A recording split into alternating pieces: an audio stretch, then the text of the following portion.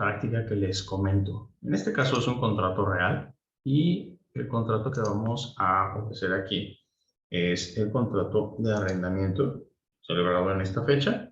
Vamos a ver primero que la estructura tiene una presentación, un rubro en el cual pueden destacarse las partes que van a celebrarlo. Tenemos un segundo apartado después de este rubro de identificación de las partes, las declaraciones de estas, donde declaran sobre todo el tema de su capacidad y la capacidad no solamente para obligarse, sino en el caso de la persona que está ofreciendo un inmueble, pues que tenga derecho a ofrecerlo, porque imagina que no justificamos tener la propiedad o tener la disponibilidad de ese medio, entonces no podríamos tener un contrato válido de arrendar una cosa que no es nuestra. Imagínate que yo te presto un inmueble, te presto un departamento y tú lo quieres alquilar. A la hora de celebrar el contrato tienes que decir por qué tienes esa posibilidad, esa facultad de arrendarlo. ¿De acuerdo? Entonces, es importante las declaraciones que implican la capacidad de ejercicio, la capacidad para obligarte y la capacidad de goce, ¿no? Entonces, porque recuerda que un menor de edad o un incapaz no podrían llegar a contratar. Después, incluso esto trae una característica accesoria, un obligado accesorio a este contrato, que no es obligado principal, pero tiene la figura del aval. Entonces, la figura del aval es importante porque se siente un respaldo de una persona que no es la que está celebrando el contrato, en este caso un arrendatario, que es el que va a habitar el inmueble, y el arrendatario se respalda, porque si nosotros lo estamos pidiendo, se respalda en la figura de una tercera persona, que se llama aval. Y este aval es solidario, es de responsabilidad solidaria. ¿Qué quiere decir? Que si no paga directamente el obligado, te vas en contra del responsable solidario, porque es igualito de responsable que el que está firmando como responsable directo. Por eso se genera una obligación accesoria. ¿Por qué? Porque es accesoria al contrato principal, pero tenemos una potencial relación o un vínculo de demandar tanto a la parte obligada por impago, que sería el arrendatario que no pague las rentas, o en su caso nos vamos también contra el aval, porque es igual de responsable, es equivalente al responsable principal. A esto se le llama responsabilidad solidaria, o sea, te vas contra uno y te puedes ir contra el otro, ¿de acuerdo? Pues esa es la figura del aval. En estas declaraciones podemos observar cómo está el derecho y la capacidad jurídica para otorgar el uso y el goce temporal del inmueble, ¿no? Entonces, nada más para que veamos la estructura. Después de ello, después de estas declaraciones, vamos a alegar, vamos a vertir las cláusulas conforme a las necesidades que nosotros entendemos importantes para nuestros intereses o los intereses de nuestro cliente.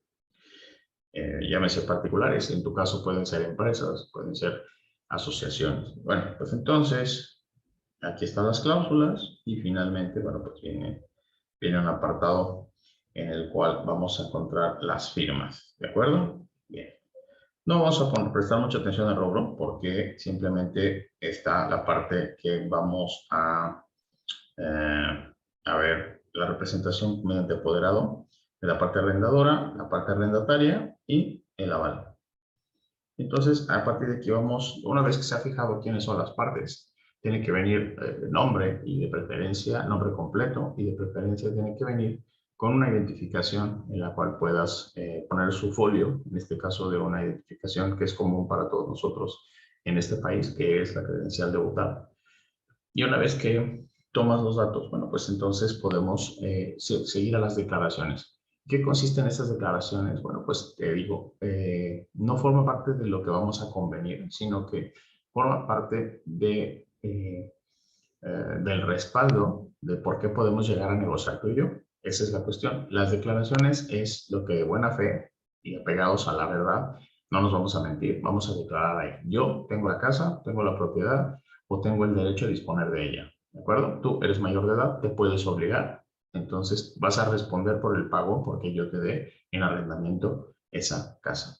Entonces, vamos a ver, primera declaración, domicilio de las partes, arrendadora y arrendataria. Recuerda que la parte arrendadora es la parte arrendadora es la que pone la casa al servicio al uso de la parte arrendataria, aquí es el domicilio de la arrendataria, y obviamente el aval. Y aquí vamos a ver la parte en el punto número 3. Ahí está el aval. En la parte número 4 dice que la parte arrendadora, no sé si se ve bien o vamos a poderlo ampliar sin que se pierda la pantalla. A ver si ahí está.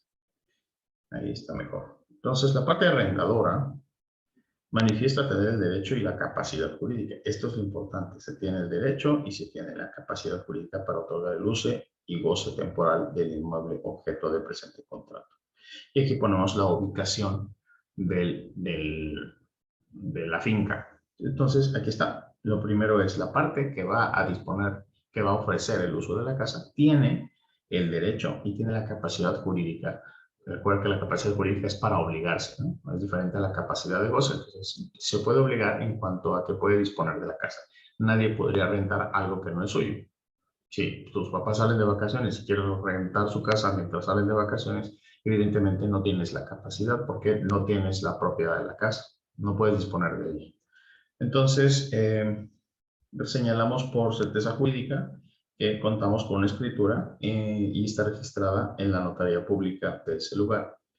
¿Por qué? Porque debemos, sobre todo tratarse de inmuebles, bueno, pues es lógico que debemos dotar de certeza jurídica a la persona que la va a arrendar. Entonces, obviamente, ¿cómo podemos respaldar que sí tenemos esa propiedad que está en nuestro nombre? Bueno, pues yendo al registro público de la propiedad y el comercio, en donde se encuentra inscrita la titularidad, la persona que ostenta la titularidad del inmueble. Por su parte, la que nos va a rentar manifiesta que se encuentra en posesión y dominio, no, la parte arrendadora, la que seguimos hablando de la parte arrendadora, que se encuentra en posesión y dominio del inmueble, ¿sí? Y no tiene impedimento legal ni contractual alguno para otorgarlo en arrendamiento a la parte arrendataria. Seguimos describiendo entonces. Primero hablamos de que contamos, si te fijas bien, que contamos con la capacidad legal, la capacidad y el derecho para otorgar el uso temporal del inmueble. Y aquí abajo ponemos que nos encontramos en posesión y dominio del inmueble. ¿Esto qué quiere decir? Muchas veces podemos llegar a confundir que como el bien es propiedad de alguien, siempre tiene derecho a disponer, lo cual no es así. ¿Por qué? Porque imagina que ese inmueble ya lo diste en renta. Pues legalmente tú no puedes disponer de ese inmueble. Sigue siendo tuyo. Tú eres el propietario, ¿de acuerdo? Entonces, tu nombre está registrado con la titularidad de ese inmueble en el registro público. Sin embargo, si celebraste un contrato previamente donde lo pusiste en arrendamiento, ya no puedes disponer de él. ¿Por qué? Porque el propio contrato que celebraste con el arrendatario te prohíbe que lo vuelvas a arrendar. No puedes arrendar dos veces el mismo inmueble, ¿se entiende? Entonces, no es lo mismo que tengas la propiedad y que tengas disposición libre para poder hacer lo que tú quieras con esa finca. Fíjate lo que estoy diciendo, no pierdes la propiedad, pero a la hora de rentarlo, sí pierdes el derecho de poseerlo y disponer de él, porque por eso lo estás rentando. Es tan incongruente como imagina que tú rentas un departamento ahora que estás estudiando bueno, pues no tienes clase un día y regresas temprano y te encuentras al dueño del departamento en tu habitación y sin previo aviso y moviendo tus cosas. ¿Por qué? Pues porque se le ocurrió ir, porque va a tomar unas medidas, porque en un futuro quiere comprar un mueble y quería ver. Él no puede entrar a tu habitación si no le das autorización, porque aunque no tengas la propiedad, si tienes el uso exclusivo del inmueble. A nadie nos gustaría estar rentando algo y que el propietario se esté metiendo. No puede hacer fiestas, no puede introducir cosas como si fuera bodega, a menos de que él haya pactado eso. Entonces, o se haya pactado en el contrato. De lo contrario, estaría infringiendo el contrato porque se supone que rentamos una casa para que no se esté metiendo nadie, incluso el propietario. Aunque ese propietario, si quiere entrar y hacer algunos ajustes a su casa, tiene que pedirnos autorización. Eso es lo normal, lo ordinario, lo correcto, porque de lo contrario, pues estaría infringiendo el uso a disponer del inmueble. Entonces, el derecho a disponer del inmueble le corresponde a quien está pagando un dinero, el arrendatario, por estar ahí. Es a lo que me refiero aquí. Entonces, la parte que va a poner el inmueble en renta, la parte arrendadora, se encuentra, a esto se refiere posesión y dominio del inmueble.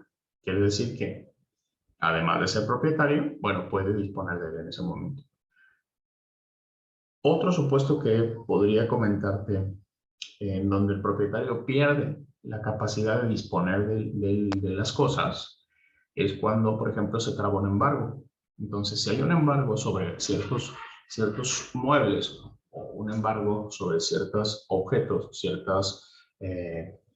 sí, materia del posible contrato, entonces no podemos disponer de él. Imagínate que queremos rentar, queremos poner en renta o en venta una moto que tenemos, pero está nuestro nombre, claro, pero tenemos en una diligencia de embargo, pues aseguró el posible acreedor del que debemos, aseguró como un bien para hacer efectivo lo que le debemos, para hacer efectivo el cobro, bueno, aseguró dentro de los bienes con la motocicleta. Entonces nos deja el actuario una orden en la cual nosotros somos depositarios de nuestros propios bienes, porque mientras no se resuelva ese juicio, ¿sí?, en el que se va a decidir si realmente debemos y si realmente vamos a pagar o si realmente no tenemos para pagar, entonces van a rematar nuestros bienes para dar por pagado a nuestro acreedor.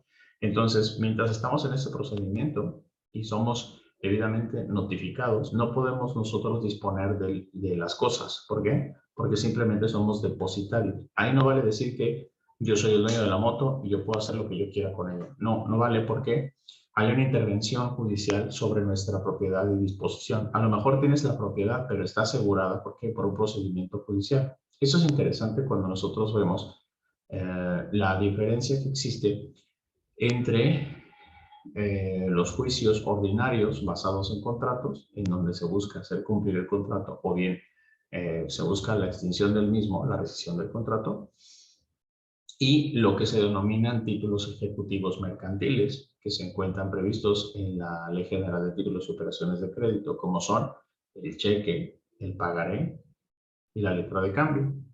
Cuando nosotros firmamos un pagaré, entonces, lo que sucede es que el juicio comienza por esta diligencia en la cual el actuario, que es el funcionario con fe pública del juzgado, va al domicilio del deudor y le dice: usted tiene una deuda porque firmó este pagaré. Aquí vengo con la persona a la que le debe, o vengo con el representante, el abogado, de esa parte a la que usted le debe, y aquí está una orden judicial en la cual le estoy pidiendo el pago.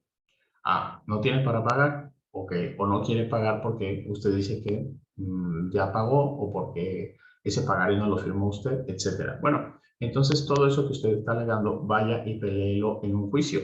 Entonces le emplazo a que vaya a ese juicio y defienda sus derechos. Entonces, ¿por qué se llaman juicios ejecutivos mercantiles? Porque primero, el pagaré, repito, junto con la letra de cambio y el cheque, son títulos ejecutivos mercantiles, ejecutivos. Cuando escuches que hay un juicio ejecutivo y no un juicio ordinario, se está refiriendo a estos documentos que, sin ser contratos, ¿sí?, tienen formas preestablecidas muy simplificadas y tienen la validez de un contrato. Entonces son más rápidos, más automáticos generar este tipo de juicios, porque si tenemos un pagaré, simplemente si ya se venció, podemos ir a juicio para exigir su cobro. Eso es lo que implica que sean títulos ejecutivos. Entonces, cuando escuchamos la denominación es un juicio ejecutivo, no piensas que es una controversia jurídica entre personas muy importantes, ¿no? El juicio ejecutivo comienza ejecutando. ¿Por qué? Porque, repito, a la hora de presentar la demanda y esta ser admitida por el juez, lo que vamos a encontrar aquí es que va a haber una orden en la cual, repito, el actuario se va a personar en el domicilio del deudor, del potencial deudor, y le va a decir estas cosas. Primero, usted debe porque aquí está este pagaré que fue presentado ante el juzgador. Así que usted lo debe pagar. Bueno, lo paga. Si lo pagas en ese momento, ahí se acabó todo, porque es un requerimiento extrajudicial, ya no va a haber juicio si lo pagas. Pero si dices, no, me voy a defender en juicio, entonces realizan el emplazamiento. ¿Esto qué es? Te dan un plazo para que contestes la demanda y en su caso puedas defenderte y oponer excepciones. También puedes incluso reconvenir a la contraparte. Esto es lo que las personas que no están habituadas a términos jurídicos le llaman contrademandar. Pero no existe la contrademanda, existe la reconvención. Dicho esto, entonces, una vez que pasamos a esta etapa en el juicio ejecutivo, que todavía no comienza el juicio, ¿eh? El juicio, recuerda que tiene una etapa para poder probar lo que nosotros estamos diciendo, tanto la parte que está acusando o que está cobrando y la parte que se va a defender, la parte deudora, tienen una etapa para probar. Pero aquí no ha comenzado el juicio. Más bien, la primera diligencia de ese juicio es llegar a cobrarte. Si no quieres pagar, entonces te emplazan para ir a juicio y van a asegurar bienes en tu domicilio a gusto de la persona a la que le debemos, potencialmente acreedor, y esta va a enlistar los bienes que le gustan y cree suficientes para pagar el adeudo. Y es cuando entonces encontramos por ahí que hay personas que dicen, no, ya me embargaron, ya me aseguraron mi pantalla plana, mi computadora, mi automóvil. Bueno, todo esto es posible. ¿Por qué? Porque hay un juicio ejecutivo. Generalmente cuando tenemos una deuda y estamos firmando pagarés, hay que tener cuidado porque así comienzan los juicios ejecutivos. Comienzan asegurando los bienes. A veces los bienes asegurados se quedan en el propio domicilio de la persona. No es ir a quitárselos, se les puede ir a quitar, pero la mayor parte de veces nada más se aseguran. Y es a lo que me refiero y por eso estoy vinculando esto que te estoy explicando de títulos ejecutivos, que comienzan juicios ejecutivos mercantiles con ellos. ¿Y por qué se llaman ejecutivos? Bueno, ¿y por qué lo vinculo acá al contrato que estamos viendo? Sencillamente porque una cosa es que tengas la propiedad de esa moto y de esa pantalla y otra cosa muy distinta que puedas disponer de ellos. Se presume que si eres propietario puedes vender esa pantalla y puedes vender esa motocicleta, pero si está asegurada, en este caso el ejemplo que te estoy poniendo es ese embargo por cuestión de aseguramiento de bienes. En un ejecutivo mercantil tú no puedes vender la tele y no puedes rentar esa moto, no puedes disponer de los bienes, ¿ok? Eso es un impedimento que viene implicado en el aseguramiento de los bienes. Oye, y nada más por curiosidad, te preguntarás qué pasa después. Bueno, vas a juicio, te defiendes, intentas defenderte, o te vas en rebeldía. Esto quiere decir, pues no haces nada y se va el juicio así. Llega el momento de la sentencia y te exigen el pago. Si tú no tienes para pagar, se procede al remate de esos bienes. Y entonces, ahora sí van por tu pantalla y ahora sí van por tu motocicleta y se las llevan. Y, bueno, pues pasaría a la propiedad de estas o el producto de su venta pasaría a propiedad de la persona a la que le debemos. Mucho cuidado entonces con los cheques, mucho cuidado con las letras de cambio, mucho cuidado con firmar pagarés. ¿De acuerdo?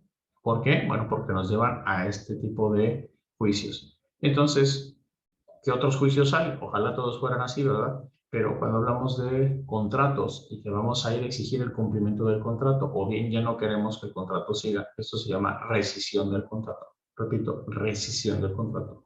Vamos a demandarlos en una vía ordinaria. ¿Esto qué quiere decir? Es para exigir el cumplimiento de obligaciones contractuales, pero no es un título ejecutivo mercantil. Entonces, no es tan automático.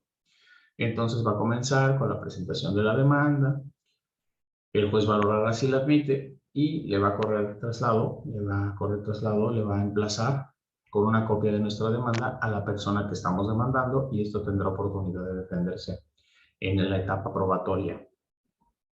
Se desahogarán las pruebas, pasará una etapa de alegatos, ¿sí? Como una fase conclusiva y después se dictará sentencia.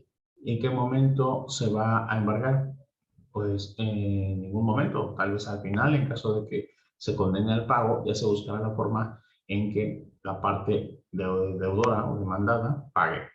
Pero mientras no, entonces, nada más. El paréntesis queda hasta aquí. ¿Por qué? Pues porque no se trata de una clase de derecho mercantil, pero bueno, ya más o menos te di datos de que hay diferentes juicios y sobre todo cuando escuches la palabra ejecutivo, no te vayas por otro lado, solamente es razonar que se trata de juicios automáticos, porque de manera automática al principio ya se está asegurando los bienes que respaldan el pago.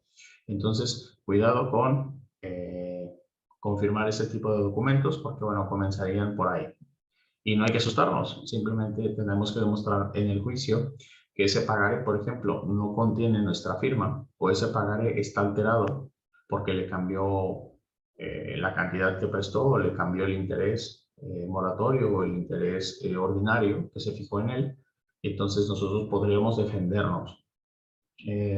Pero bueno, una vez que te he explicado este paréntesis, ya podemos entender por qué está esta cláusula, que nosotros tenemos el dominio y la posesión del inmueble. ¿Y la posesión por qué? Bueno, porque nosotros, si arrendamos previamente ese inmueble, esa casa, no podemos volver a rentar. Imagínate, pues si rentáramos otra vez lo que ya, pues llegaría de repente el nuevo inquilino, el nuevo arrendatario, y estarían otros arrendatarios ahí adentro. Entonces sería algo ilógico. Por eso es importante declarar esto. En contratos diversos, puede ser el contrato de compra-venta, vas a encontrar que hay remates judiciales. Esto es, casas que estuvieron en litigio y que jurídicamente o legalmente ya las perdieron. Y el banco ya las tiene. Y el banco las vende más baratas de lo que costaban. ¿Por qué? Porque como estuvieron en problemas y, bueno, pues ya lo que interesa es sacarlas porque hubo un crédito, generalmente se compran con crédito, y a veces cuando ya no se tienen para pagar, pues el banco no tiene por qué tener tantas casas porque es un banco, no es una empresa inmobiliaria. Entonces lo que le interesa es recuperar lo que pueda del dinero prestado. Por eso es que podemos encontrar el gancho de que hay cosas, casas, inmuebles, fincas más económicas y cuidado con los remates judiciales. Si lees las ofertas en cualquier medio electrónico, en cualquier página, y buscas en remate judicial, bueno, vas a encontrar algunas descripciones y sobre todo en las fotos te vas a fijar que no tienen fotos del interior del inmueble. Esto es porque la casa sigue ocupada. Entonces, cuando tú compras derechos litigiosos, o cuando te venden la casa, pero lo que te están vendiendo es el derecho de ir por la casa, te la venden, incluso tú tienes que seguir la pelea judicial o incluso tienes que arreglártelas para poder sacar a esas personas de dentro de la casa. Entonces, eso es lo curioso que puedes tú ver en esta. Trato de explicarte cuando se puede tener la propiedad, pero no puedes tener la disponibilidad. Entonces, es diferente ser propietario a tener la posesión efectiva y poder tener la disponibilidad. Espero que haya quedado claro. Entonces, si no, házmelo saber, por favor, ahí en nuestro medio de contacto grupal, por favor, para que la duda sea extendida para todos y la respuesta también. Entonces, la parte arrendadora manifiesta que se encuentra en posesión y dominio del inmueble que va a ser objeto de nuestro arrendamiento, ¿sí? Y no tiene impedimento legal ni contractual alguno para otorgarlo a la parte arrendataria. Eso ya es algo bueno. Después, la parte, otra vez, seguimos hablando de la parte que va a la renta del inmueble. Encontramos que manifiesta que la finca, ¿sí?, cuenta con muebles. Esto es importante. Entonces, tiene accesorios y vamos a rentar algo que ya tiene muebles. Tenemos que describir los muebles porque lo que queremos es que cuando nos devuelvan la casa, bueno, pues nos devuelvan con todo de muebles. Entonces, es importante detallar esto en las declaraciones. Muchas veces las casas que se rentan, bueno, pues se rentan por alguna necesidad y, bueno, pues no tenemos la opción de sacar las cosas, entonces la rentamos amueblada y queremos que los muebles sigan ahí. Entonces, aquí lo que se está describiendo es que el inmueble cuenta con muebles, estos que están aquí. Entonces, es una relación de lo que hay ahí. Y es importante decir que el inmueble se encuentra en condiciones de ser habitado, pero eso es lo interesante de que yo te comparta este contrato. Hay algunas irregularidades en el propio inmueble y lo que vamos a hacer en las declaraciones es señalar que, bueno, está en condiciones de ser habitado, pero el dueño se compromete con la parte arrendataria a dejar instaladas estas partes que faltan. ¿Por qué? Ahí les va. Porque los anteriores arrendatarios se llevaron esto que falta. Entonces se llevaron las puertas, ¿sí?, se llevaron un boiler y se llevaron la tarja del fregadero. Entonces, como faltan estas cosas, aquí vamos a declarar que se obliga, en este caso mi cliente, se obliga a reponerlos. Entonces, va a correr con los gastos de su adquisición e instalación y realizarse en breve término. Y fijamos ahí el máximo de 2 semanas. ¿Esto qué quiere decir? Bueno, imagínate esto. No tengo el dinero para comprar el boiler ni para las puertas ni nada, pero como estoy cerrando el contrato, o sea, te puedes preguntar, es que no puedo rentar así la casa. No, sí la puedo rentar porque tiene una puerta de entrada, tiene una reja, o sea, está segura, está habitable. ¿Esto qué quiere decir? Pues que no hay fugas, que no hay hoyos en el techo, ¿de acuerdo? Que no hay fugas de gas, que tiene las instalaciones para poder ser habitada. Pero faltan 3 puertas de las recámaras y faltan estas cosas. Pues a la hora de que te pagan, a la hora que te dan por la renta por adelantado y te pagan el primer mes, pues con eso sacas para poner lo que le hace falta, ¿no? Que fue lo que en este caso ocurrió. Entonces aquí dice que corre con los gastos de su adquisición e instalación y fijamos un máximo de 2 semanas a partir de la celebración del contrato. Entonces, date cuenta aquí cómo ya empezamos a hacer uso de esta dinámica o esta flexibilidad de contrato. ¿De acuerdo? Vamos a ver. La parte, ahora sí, la parte arrendataria es la que va a dar dinero a cambio de disfrutar, de usar, del derecho de posesión de nuestra finca, de nuestro inmueble. La parte arrendataria declara que conoce las características, eso es importante, ¿por qué? Porque debemos manifestar que ya conoce la casa y sobre su conocimiento se está emitiendo una aceptación y está de acuerdo con celebrar ese contrato de arrendamiento sobre una casa o sobre un inmueble que ya conoce, que ya vio las características y está de acuerdo. Si no ponemos esto, puede llegar a alegar, ¿sí? Para incumplimiento de contrato, en un juicio, puede llegar a alegar que nosotros le ofrecimos un inmueble en unas condiciones y a la hora de que él llegó, pues estaba en otras condiciones. No era la que les habíamos ofrecido y por tanto puede querer llegarle a pegar en esa oferta, ¿no? Como que nosotros le mentimos respecto a las características que tenía la cosa. ¿Cómo te aseguras que eso no suceda? Bueno, con esta palabrita que es conoce las características y condiciones del inmueble, que en este caso son un inmueble, el objeto, porque es un contrato de arrendamiento, pero puede ser cualquier otro objeto, si es compra-venta, por ejemplo. Y decía que manifiesta su deseo en arrendarlo para uso y disfrute y acondicionándolo, pero con previa autorización del dueño, sin que en ningún caso tales arreglos se hagan a cuenta o en sustitución del pago de la renta. Esto es importante que lo haya puesto aquí. ¿Por qué? Porque muchas veces te pueden decir, bueno, no te voy a pagar la renta porque puse un aire acondicionado aquí. O sea, y pues te lo vas a quedar. Pero eso lo tienes que negociar con el dueño. Si el dueño te dice, bueno, pues está bien, porque pues para lo que vale el aire acondicionado, pues está bien, no me pagues un mes de renta y pon el aire.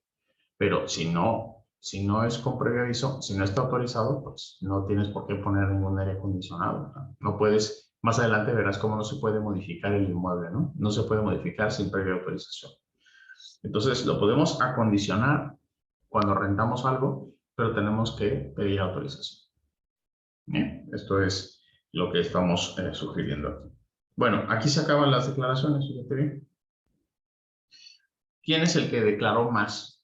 Pues el que tiene la cosa, el que tiene el derecho a disponer de la cosa, ¿sí? Que jurídicamente tiene derecho a obligarse para entregar la cosa a cambio de dinero.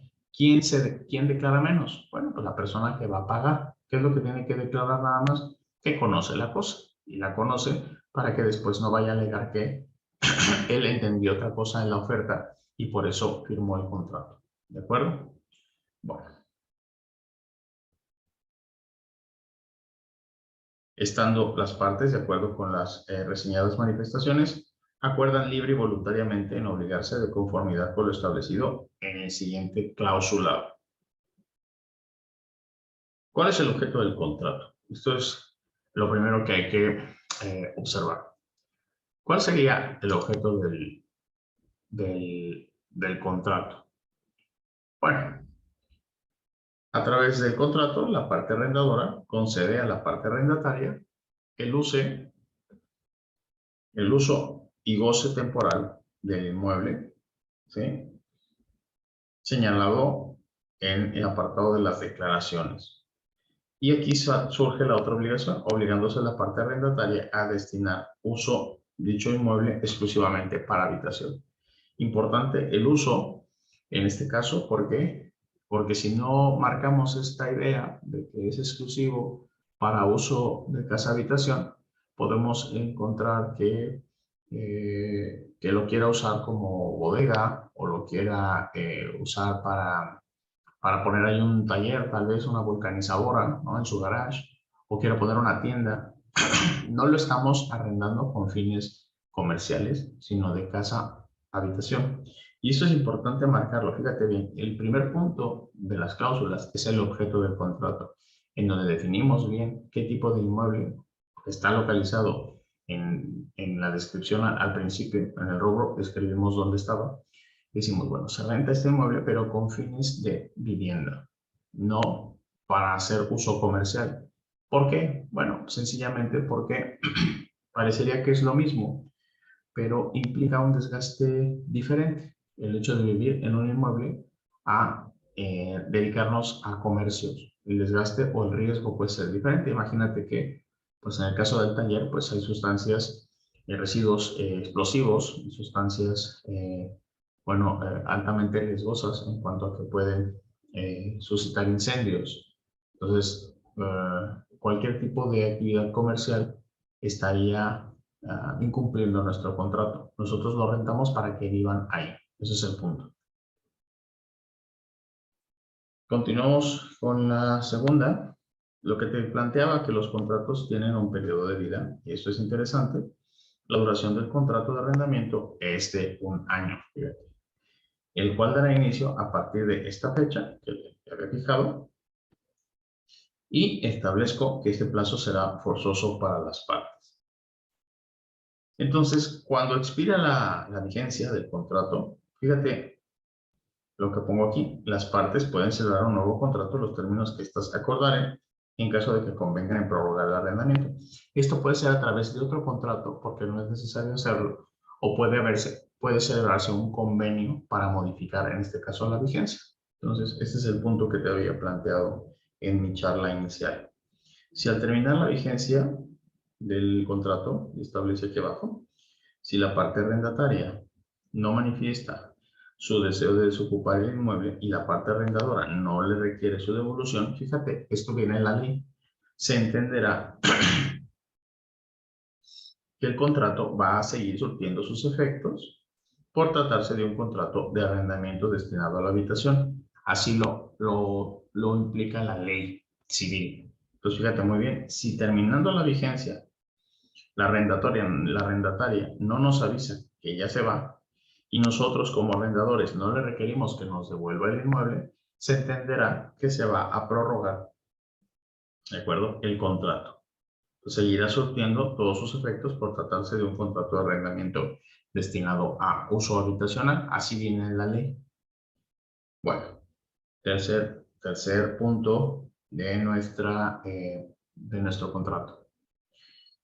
De común acuerdo se establece que la parte arrendataria va a pagar a la parte arrendadora por concepto de renta del inmueble objeto de este contrato la cantidad de esta cantidad, 3,000 pesos al mes, a partir del 10 de diciembre de 2019.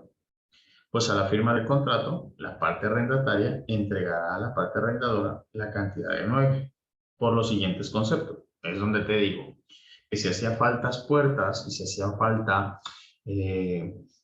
algunas cosas como el boiler, bueno, pues lo que tenemos aquí es la posibilidad de recibir ese dinero y de ahí mismo, bueno, pues tratar de cumplir que la casa se entregue completa, ¿no? Bueno, entonces, en ese sentido, bueno, pues resulta interesante porque aquí lo vamos a cobrar 3,000 pesos por concepto de fianza, que es el mes, ¿de acuerdo? Que se cobra por fianza, y 6,000 pesos por concepto de las 2 primeras rentas correspondientes a estos meses. Entonces, esto tú puedes pactarlo desde el principio. Entonces, yo te rento mi casa, pero me tienes que dar 2 rentas, ¿sí? La del mes que transcurre y una más por adelantado, porque estás previendo que pueda haber un problemilla ahí después de que no te pague uno de los meses, pero bueno, realmente tienes ese colchoncito, pero pides dos meses por adelantado. Esto te demuestra la solvencia de pago supuesta de la persona que te va a arrendar el inmueble y los 3,000 pesos por concepto de fianza. Y vamos a ver qué se puede pactar en cuanto al pago, ¿verdad? Llegado el caso, a partir del momento en que el contrato rebase 1 año de duración, fíjense bien, ¿qué pasa si el contrato llega a 1 año? A ver, si al terminar, brinco para acá, si al terminar el año de duración, aquí está el segundo párrafo, sí, aquí está. A partir del momento en que el contrato rebasa 1 año de duración, la renta puede ser actualizada. Dicha actualización va a ser exigible a la parte arrendataria a partir de que la parte arrendadora le notifique de dicha actualización por escrito, con al menos 20 días de anticipación al mes en el que pretenda comenzar a cobrar la renta actualizada y no podrá actualizarse de nuevo hasta que haya transcurrido 1 año nuevamente. Esto es muy importante porque no podemos estar en un contrato y cada mes estar aumentando la renta. Bueno, sí podríamos hacerlo porque si el pago de la renta está sujeta a la fluctuación económica, entonces podríamos llegar a entender que la renta o la cantidad de renta que estamos pagando, bueno, pues entonces podríamos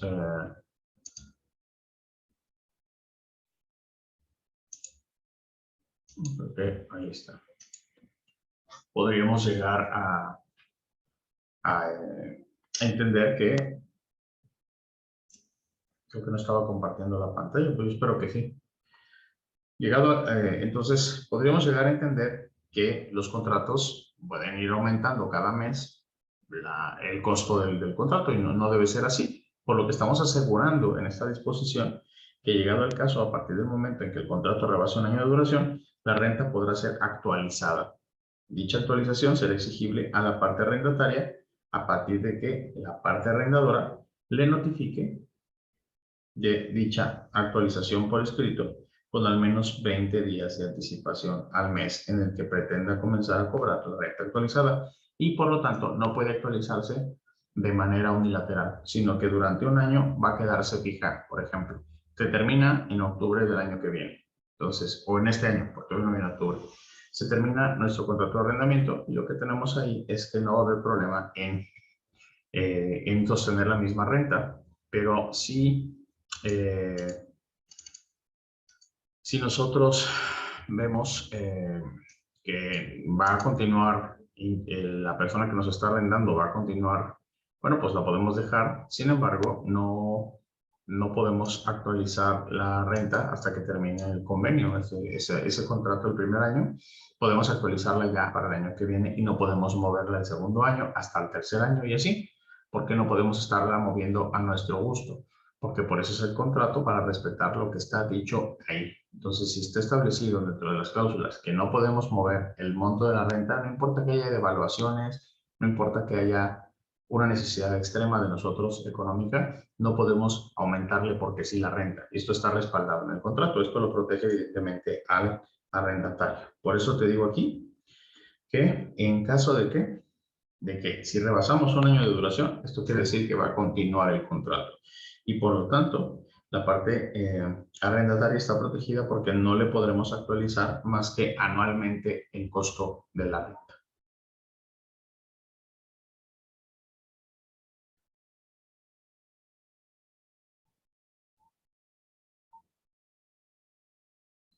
Las formas de realización del pago de la renta. El pago de la renta se realiza en los días previamente establecidos, ¿sí? Mediante el depósito, en este caso, ahí está la tarjeta. Entonces, ahí, ¿por qué? Si te diste cuenta, la casa está ubicada en Puerto Vallarta y obviamente los dueños no se encuentran viviendo ahí. Por lo tanto, se puede pactar en qué cuenta puedes llegar a depositar, ¿de acuerdo? El pago de la renta. La entrega, la recepción y devolución del inmueble arrendado. La arrendataria acepta recibir el inmueble objeto del arrendamiento en las condiciones en que se encuentra. Muy importante esto, Porque acabamos de decir cómo es consciente de las condiciones en las que el inmueble pues, se encuentra. Por lo tanto, las acepta recibir en esas mismas condiciones. Entonces, aquí establece que son suficientes y necesarias para ser habitable, pues cuenta con instalaciones puestas para vivir, luz, agua, drenaje, por lo cual acepta recibirlo en buen estado y es su entera satisfacción de conformidad con el artículo que está aquí. ¿Sí? Y obviamente, pues Puerto Vallarta está en Jalisco. Concluido este contrato, la parte arrendataria entregará la posesión material del inmueble a la parte arrendadora en el mismo estado funcional en el que lo recibió a la celebración del contrato. Y en consecuencia, la parte arrendataria se compromete a devolver la finca sin más deterioro que el que se haya causado por el uso normal y racional del mismo. Entonces, no podemos admitir desgastes mayores que esto.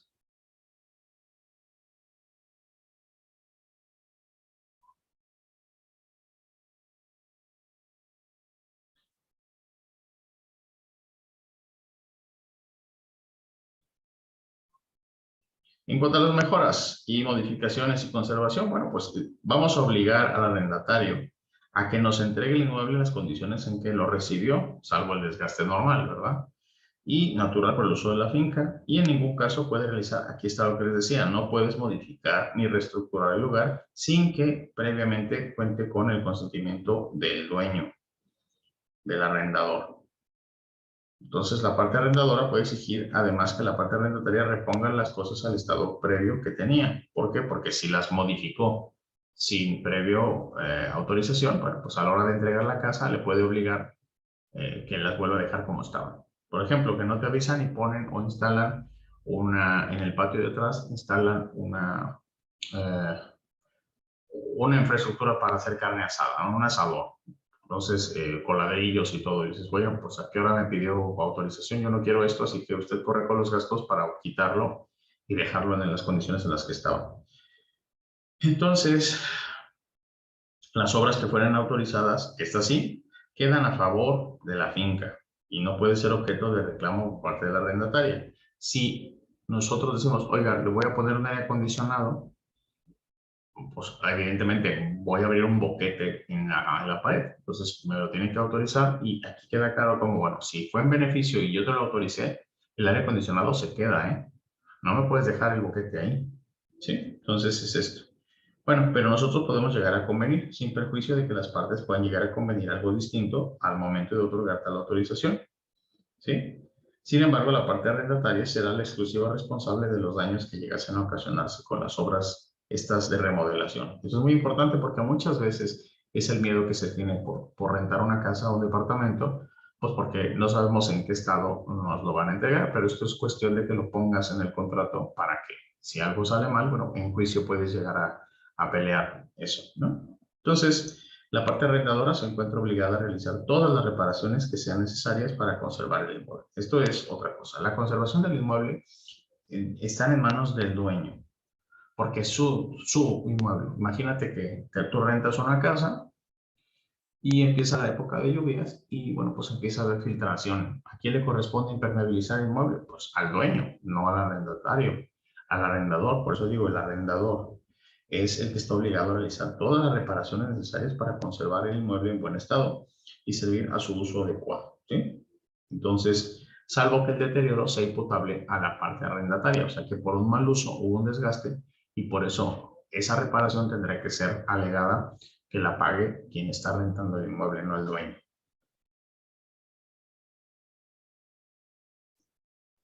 Los servicios y cuotas, muy importante poner servicios y cuotas porque, pues, ¿quién va a pagar los servicios agua, luz y gas? Bueno, pues entonces aquí tenemos que poner. En este caso, hay rentas, acabo de destacar que hay rentas que incluyen todos los servicios y, bueno, este no es el caso, no es el caso de nuestro contrato porque, porque aquí, bueno, pues lo que vamos a encontrar es que la parte arrendataria, la que está rentando, es la que va a pagar según el gasto. Entonces no va a incluir en la renta el gasto de agua, luz y gas. Entonces, dice aquí que algo importante, bueno, si había gastos ya hechos en el sentido de que, bueno, pues todo lo que se utilizó hasta el momento del arrendamiento, pues lo va a pagar el dueño, lo va a pagar la arrendadora, no tiene por qué pagarlo la arrendataria, es lo que está diciendo aquí. Será reembolsada entonces porque, bueno, pues si nosotros entramos a vivir a mitad de mes, pues ya viene ese cobro, bueno, pues será reembolsado de lo que tengamos que pagar de ese recibo, porque nosotros evidentemente como inquilinos no lo gastamos. Por eso aquí se está poniendo eso. Bueno, los servicios adicionales que contrate el arrendatario, bueno, pues serán a costa de él, claro, serán a costa de él. Entonces, esto va, pues, televisión por cable o internet, esto pues tendrá que pagarla él si quiere, porque eso no va incluido, no le estamos diciendo que la casa lo tenga. Dice aquí que, por la salvedad de que lo solicite, a la hora de que se vaya, bueno, pues si a lo mejor a nosotros nos interesa mantener esa línea de internet y esa línea de cable, bueno, pues nosotros podemos decirle, ¿sabes qué? Déjalo ahí y ya nosotros absorbemos esa obligación de pagar ese servicio.